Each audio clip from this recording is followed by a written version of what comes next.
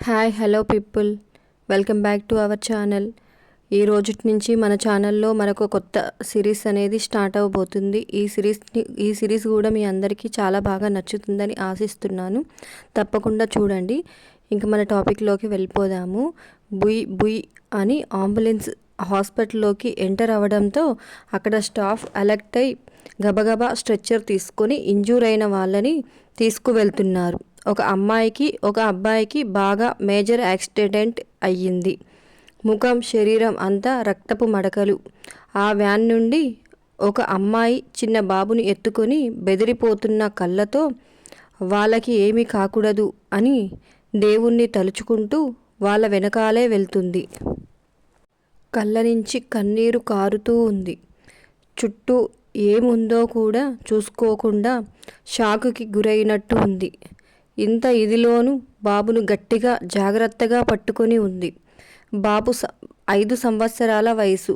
ప్రపంచంతో సంబంధం లేకుండా ఆమె భుజం మీద బొజ్జుని ఉన్నాడు. యాక్సిడెంట్ అయిన వాళ్ళు మీకు ఏమవుతారు? ఫామ్లో డీటెయిల్స్ ఫిల్ చేయండి అని అడుగుతున్నారు. మీ పేరేంటి? నా పేరు రమ అని చెప్పింది. యాక్సిడెంట్ అయిన వాళ్ళు మీకు ఏమవుతారు అని అడిగారు అక్కడి వాళ్ళు.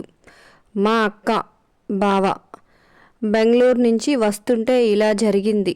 వాళ్ళకి ట్రీట్మెంట్ స్టార్ట్ చేయండి. నేను ఫార్మాలిటీస్ పూర్తి చేస్తాను అని వణుకుతున్న చేతితో పూర్తి చేసింది. అక్కడ వెయిట్ చేయండి అని దూరంగా విజిటర్స్ సీటర్స్ ప్లేస్ని చూపించింది. అక్కడ డీటెయిల్స్ రాసుకున్న స్టాఫ్ మెంబర్. ఆపరేషన్ థియేటర్లో పేషెంట్ ముఖం చూడగానే అక్కడ ఉన్న డాక్టర్ సాగర్ ఆప్యాయంగా అభి అభి అని పేషెంట్ని పిలుస్తూ ఉన్నాడు. పక్కన సహాయం చేయడానికి ఉన్న డాక్టర్ సాగర్ని అలా చూసి తెలిసిన వాళ్ళ అని అడిగాడు. అవును, చాలా కావలసిన వాళ్ళు.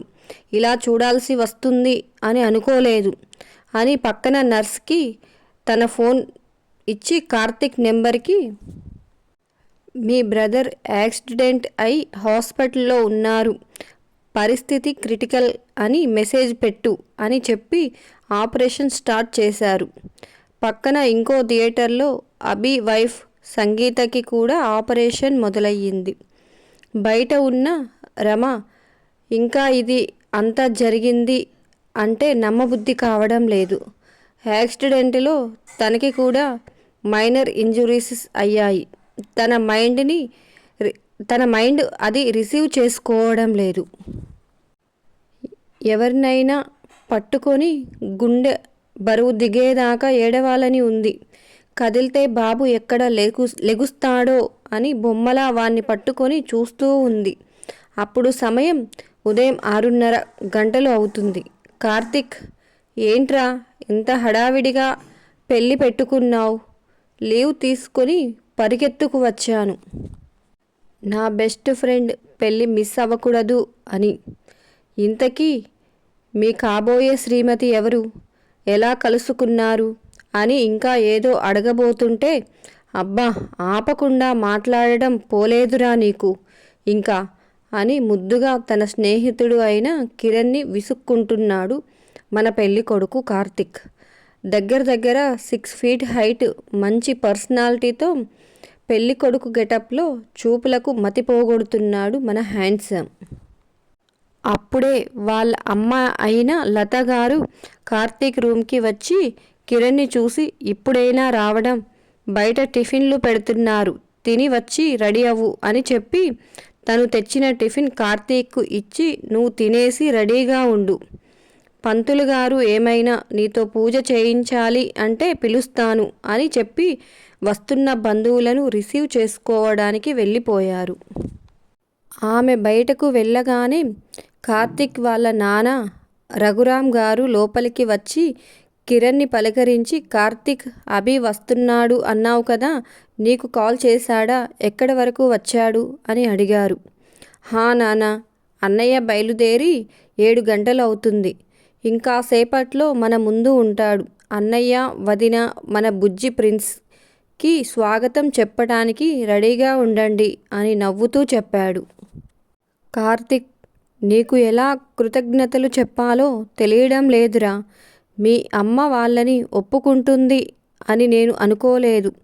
మీ అమ్మ మీ అమ్మ చేతే వాళ్ళని పిలిపించావు అని కళ్ళు చెమర్చగా భుజం మీద ఉన్న కండువాతో కళ్ళు తుడుచుకున్నారు. నానా, నేను నా అన్నయ్య కోసం అమ్మని ఒప్పించాను. వాళ్ళు వచ్చే ఈ హ్యాపీ మూమెంట్లో మనం కన్నీళ్లు పెట్టుకోకూడదు అని వాళ్ళ నాన్నగారిని కౌగిలించుకున్నాడు. ఇంతలో బావా ఎక్కడ ఉన్నావు?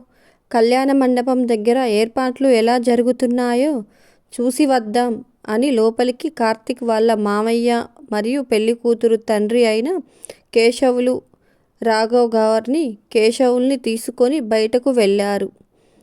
కిరణ్ కార్తిక్తో నాకేమీ అర్థం కావటం లేదు బావా. అన్నయ్య ఎక్కడా? వాళ్ళు ఇంకా రాకపోవడం ఏంటి అని అడిగాడు. నువ్వు అమెరికా వెళ్ళాక ఇంట్లో చాలా జరిగాయిరా. అన్నయ్య తను ప్రేమించిన వదినని అమ్మ వాళ్ళకి ఇష్టం లేకుండా పెళ్లి చేసుకుని దూరంగా వెళ్ళిపోయాడు. అమ్మ వాళ్ళని ఇంట్లోకి రానియ్యలేదు. కేశవ మామయ్య కూతురు హరిణిని నేను పెళ్లి చేసుకోవడానికి ఒప్పుకుంటేనే అన్నయ్యని క్షమించి ఇంట్లోకి రానిస్తాను అని అన్నది. అందుకే ఇంత హడావిడిగా పెళ్లి పెట్టుకుంది. హరిణి అంటే నీకు ఇష్టమేనా? నువ్వు ఎప్పుడూ తన గురించి అనేవాడివి కాదు. నీకు తనకి సెట్ అవుతుందా? అన్నయ్య కోసం తొందరపడడం లేదు కదరా అని అడిగాడు. కార్తిక్ దగ్గరకు వెళ్ళి భుజం పట్టుకొని అడిగాడు కిరణ్. ఎక్కడ తన స్నేహితుడు ఇష్టం లేని బంధంలోకి వెళ్తున్నాడో అనే కంగారు కప్పిపుచ్చుకుంటూ. నాకు హరిణి మీద ఏ ఫీలింగ్ లేదురా. అలా అని నేను ఎవరినీ ఇష్టపడలేదు.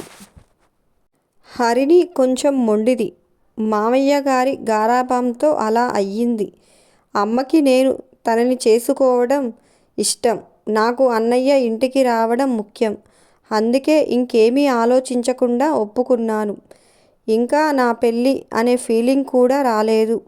మనసంతా ఏదో గాబరాగా ఉంది. అన్నయ్యని చూసే వరకు అది పోదు అని అంటూ ఉండగానే ఒక మెసేజ్ బీప్ సౌండ్ వచ్చింది. డాక్టర్ సాగర్ మెసేజ్ చూడగానే ఒక్క నిమిషం హార్ట్ బీట్ మిస్ అయి కళ్ళు బైర్లు కమ్మినట్లు అయి తూలి పక్కకు పడబోయాడు కార్తిక్. కిరణ్ వెంటనే ఏమైందిరా అని పట్టుకున్నాడు పడిపోకుండా. ఫోన్లో మెసేజ్ కిరణ్కి చూపించి మనం అర్జెంటుగా హాస్పిటల్కి వెళ్ళాలిరా. వదినా బాబు ఎలా ఉన్నారు? వాళ్ళకి అన్నయ్య తప్ప ఎవ్వరూ లేరు. బీరువాలో ఉన్న తన పర్స్ తీసుకొని కార్ కీస్ తీసుకొని హడావిడిగా రూమ్ బయటకు వచ్చి చుట్టూ చూశాడు. అమ్మా నాన్న ఎవరైనా కనిపిస్తే ఈ విషయం చెప్పి వెళ్ళడం మంచిది అని వాళ్ళు కనపడకపోయేసరికి కిరణ్ నేను వెళ్తాను. నాన్నకి ఫోన్లో చెబితే కంగారు పడతారు. నువ్వు నిదానంగా చెప్పి హాస్పిటల్కి తీసుకురారా అని బయటకు వెళ్ళబోతుంటే బావా నిన్ను పెళ్లి కొడుకుని చేశారు. నువ్వు బయటకు వెళ్ళడం మంచిది కాదేమోరా. నేను హాస్పిటల్కి వెళ్తాను. నువ్వు ఇక్కడే ఉండు. పెళ్ళి అయ్యాక రండిరా అని కార్తిక్కి నచ్చజెప్పబోయాడు. ఏం మాట్లాడుతున్నావురా? అన్నయ్యకి ఏమైందో ఎలా ఉన్నాడో చూడకుండా నేను ఇక్కడ హ్యాపీగా పెళ్లి చేసుకోనా? నా స్వార్థం చూసుకునేవాడినే అయితే నాకు ఏమాత్రం నచ్చని హరిణిని పెళ్లి చేసుకోవడానికి ఒప్పుకునేవాడినేనా? అన్నయ్యని చూసే వరకు పెళ్లి పీటలు ఎక్కేది లేదు. నేను వెళ్తున్నా. నువ్వు నాన్న వాళ్ళకి చెప్పి అక్కడికి తీసుకురారా అని బయటకు వచ్చి కార్ స్టార్ట్ చేసి దూసుకు వెళ్ళిపోయాడు. మన మహానగరం ట్రాఫిక్లో తెల్లని లాల్చీ పైజామా వేసుకుని బుగ్గన చుక్కతో మగసిరి నిండిన మొహంలో బాధని అలిచిపెట్టుకొని వెళ్ళిన కార్తిక్ని చూసి పెళ్ళికి వచ్చిన బంధువులంతా ఏమైందో అని గుసగుసలాడుకుంటున్నారు. ఆస్పత్రికి రాగానే కార్ని పార్కింగ్ ప్లేస్లో పెట్టి ఒక్క పరుగు పెట్టి ఎమర్జెన్సీ వింగ్ వైపుకు వెళ్ళి రిసెప్షనిస్టులో అభిరామ్ అనే పేషెంట్ అడ్మిట్ అయ్యారా?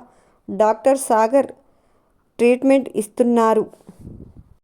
వివరాలు చెప్పండి అని కంగారుని కప్పిపుచ్చుకుని తనని తను బ్యాలెన్స్ చేసుకుంటూ రిసెప్షనిస్ట్ వైపు చూశాడు. చూస్తూ ఉంటే పెళ్ళికొడుకులా ఉన్నాడు. సొంత వాళ్ళేమో అని ఒక్క నిమిషం సార్ అని చెప్పి మార్నింగ్ అడ్మిట్ అయిన వాళ్ళ లిస్టు చూసి యాక్సిడెంట్ కేస్ సార్, బాగా ఇంజూరీస్ అయ్యాయి, భార్యాభర్తలకి ఇద్దరికీ ఆపరేషన్ జరుగుతుంది అని చెప్పింది అక్కడ రిసెప్షనిస్ట్. ఆమె చెప్పిన మాటల్లో బాబు గురించి చెప్పలేదు అని గుర్తుకు వచ్చి బాబుకు ఏం కాలేదు కదా అని మనసులో అనుకుంటూ మా అన్నయ్య బాబు ఎక్కడా, వాళ్ళని అడ్మిట్ చేసినప్పుడు బాబు ఉన్నాడా అని కంగారుగా అడిగాడు కార్తీక్. హా సార్ వాళ్ళ వైఫ్ సిస్టర్ అంట, ఆమె అడ్మిట్ చేశారు. బాబు తన దగ్గరే ఉన్నాడు, తనకి ఏం కాలేదు, ఆమెకి చిన్న చిన్న గాయాలు అయ్యాయి. ట్రీట్మెంట్ కూడా తీసుకోకుండా చాలాసేపటి నుండి అక్కడే కూర్చొని ఉన్నారు అని దూరంగా ఎక్కడో శూన్యంలోకి చూస్తున్న రమని చూపించారు. పరుగున రమ దగ్గరికి వెళ్ళి బాబుని ఎలా అడిగి తీసుకోవాలో తెలియక, తనని ఎలా పలకరించాలో అర్థం కాక అలా చూస్తూ ఉండిపోయాడు. తన మొహం చూస్తే చాలాసేపటి నుండి తనలో తను కుమిలిపోతున్నట్లు ఉంది.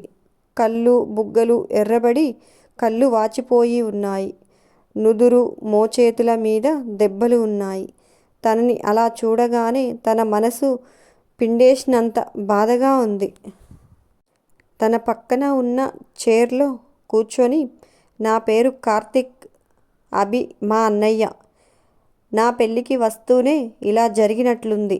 బాబుని నాకు ఇచ్చి మీరు దెబ్బలకి ట్రీట్మెంట్ తీసుకుని రండి అని నెమ్మదిగా రమతో అన్నాడు. రమ మాత్రం అదేమీ పట్టించుకోకుండా ఆపరేషన్ థియేటర్ నుండి డాక్టర్ వచ్చి వాళ్ళు బాగానే ఉన్నారు అని ఎప్పుడు చెబుతారా అని ఎదురు చూస్తూ ఉంది. స్పందన కండిషన్ చూసి ఇంక ఇలా కాదు అని తన చేతి మీద చెయ్యి వేసి, రమా, నేను అభి బ్రదర్ని, మీరు సంగీత వదిన సిస్టర్ కదా అని అడిగాడు. కార్తీక్ని అప్పుడు గుర్తుపట్టి, హా అవునండి, పెళ్ళి టైంకి రావాలని కారులో వస్తూ ఉంటే ఇలా జరిగింది. బాబు నా ఒడిలో, నేను బ్యాక్ సీట్లో ఉన్నాం. దేవుడి దయ వల్ల బాబుకి ఏమీ కాలేదు, కానీ బావ అక్కకి మాత్రం అని ఆ పైన మాట్లాడలేక అప్పటి వరకు అలుచుకున్న బాధంతా బయటకు తీసి పెద్దగా ఏడవబోయింది. బాబు గుర్తుకు వచ్చి మళ్ళీ తనలో తానే ఎక్కిపట్టి కన్నీళ్లను కారుస్తుంది. రమ, ఊరుకోండి, బాబుని నాకు ఇచ్చి మీరు మీ దెబ్బలకి ట్రీట్మెంట్ తీసుకోండి. ఈలోపు నేను బాబు తాగడానికి పాలు దొరుకుతాయేమో చూస్తాను అని నెమ్మదిగా ఆమె భుజం మీద ఉన్న బాబుని ఎత్తుకోబోయాడు. చిన్నపిల్లల్ని ఎత్తుకునే అలవాటు లేక కొంచెం తత్తరపడ్డాడు. అతని పరిస్థితిని అర్థం చేసుకుని అలా తల కింద చెయ్యి వేసి ఎత్తుకుని మొహం గాలి తగిలేటట్లు భుజం మీద పడుకోబెట్టండి. జాగ్రత్తగా, చిన్న శబ్దానికే ఇంటి దగ్గర లెగుస్తాడు, ఇంతవరకు లేవలేదు అని కార్తీక్కి చెప్పి బాబుని తనకి అప్పచెప్పి పక్కనే ఉన్న రెస్ట్ రూమ్కి వెళ్ళింది మొహం కడుక్కోవడానికి. అంతే. ఈ వీడియో నచ్చిందా? నచ్చితే మన ఛానల్ని సబ్స్క్రైబ్ చేయండి, లైక్ చేయండి, కామెంట్ చేయడం మర్చిపోకండి. మరొక టాపిక్తో మీ ముందుకు వస్తాను. Bye bye.